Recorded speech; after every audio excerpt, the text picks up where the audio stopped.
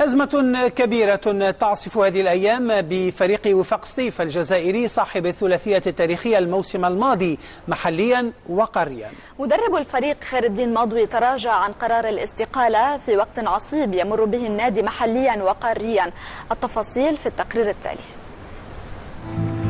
تراجع المدرب خير الدين ماضوي عن استقالته من تدريب وفاق سطيف، استقالة كان تقدم به ماضوي عقب المباراة التي جمعت فريقه بضيفه شباب قسنطينة.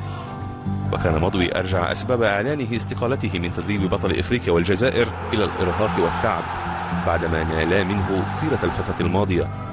لكن مصادر مقربة من الفريق السطيفي أرجعت أسباب إعلان ماضوي استقالته إلى الضغط الذي تعرض له الجهاز الفني خلال مباريات الفريق في دور المجموعتين لدوري أبطال إفريقيا وفشله في حملة الدفاع عن لقبه، وأيضا في مباراة الجولة الثالثة من البطولة المحلية رغم فوزه على شباب قسنطينة، وذلك من طرف بعض الأنصار حين كان الوفاق متأخرا في البداية.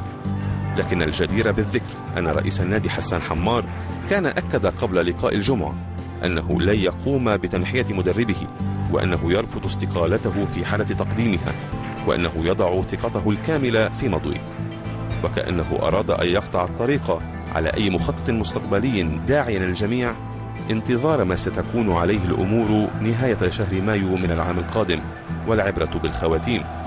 ويبقى السؤال الآن: كيف سيكون وضع البيت السطيفي في ظل حسابات مختلفة بين المدرب والرئيس وجماهير تريد أن تستعيد الأمجاد؟